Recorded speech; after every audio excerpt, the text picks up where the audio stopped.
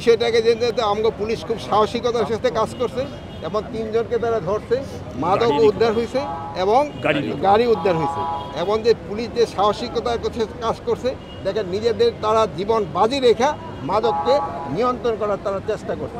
ঘটনাটা হয়তো আপনারাও নিজেরাও জানেন যে গতকালকে আমাদের একটা ইনফরমেশন ছিল যে চিটাগাং থেকে একটা এরকম গাড়ি আসতেছে, তাদের ভিতরে ইয়াবা আছে।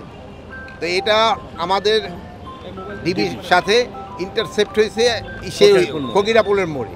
ফকিরাপুলের মোড় ইন্টারসেপ্ট হওয়ার পরে আমরা এখানে ধাওয়া করি প্রায় 500-600 গজ পর্যন্ত ধাওয়া করা হয়। ধাওয়া করার পরে একজনে গুলি করতে করতে যাইতেছিল, কিন্তু আমরা 3 জন আসামিকে ধরে ফেলছি।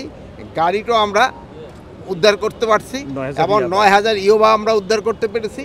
এবং আমাদের যে 3 জন আমাদের আহত হয়েছে, আমাদের একজন এএসপি উনিও অল্প একটু আহত হয়েছিল, এই যে হাতে এই অপারেশনটা লিড করছে।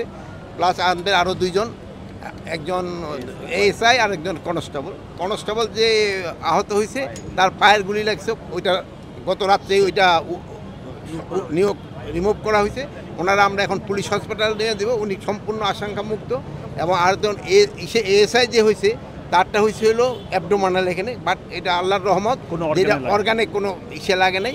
এই জন্য হয়তো ওনারা হয়তো 24 কি 48 ঘন্টা পরে অপারেশন করে এটা বের করে দিলে আমরা ওনারও পুলিশ হতেন। ওনারা সবাই খুব ভালো অবস্থায় আছে আল্লাহ দিলে, কারো কোনো রকমের বাকি আসামিদের ধরার চেষ্টা। আর বাকি আসামি যে আছে এগুলির আমরা ধরার চেষ্টা করছি। এরা এই হসপিটালে যে 2 জন আছে সবাই আশঙ্কামুক্ত। সুনির্দিষ্ট তথ্য দিল যে তারা ইয়াবা নিয়ে আসতেছে এবং ভয় ছিল যে এটা সার্বিক আইনশৃঙ্খলা পরিস্থিতি। এই মাদক কারবারি গুলি করে পুলিশের উপর একটা চেকপোস্টে হামলা করলো, চ্যালেঞ্জ করার পরেও এই বিষয়টাকে আপনি কিভাবে দেখছেন? এই বিষয়টাকে যে আমাকে পুলিশ খুব সাহসিকতার সাথে কাজ করছে এবং 3 জনকে তারা ধরছে, মাদক উদ্ধার হয়েছে এবং গাড়ি উদ্ধার হয়েছে। এবং যে পুলিশ যে সাহসিকতার কাছে কাজ করছে, দেখেন নিজেদের তারা জীবন বাজি রেখা মাদককে নিয়ন্ত্রণ করার তারা চেষ্টা করছে।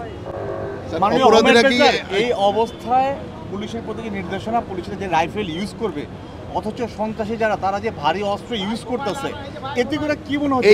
এটা এরা কোনো সন্ত্রাসীরা কোনো ভারী অস্ত্র ইউজ করে নাই, এটা পিস্তল ইউজ করছে। ভবিষ্যতে করলে সেই সময় আমরা আবার ভবিষ্যতের উপরে ভবিষ্যৎ করব। আপনার যেসব ছেলে আসবো সেই সময় দেখবেন অন্যরকম। আগে কি আপনি ড্রোন দেখছেন?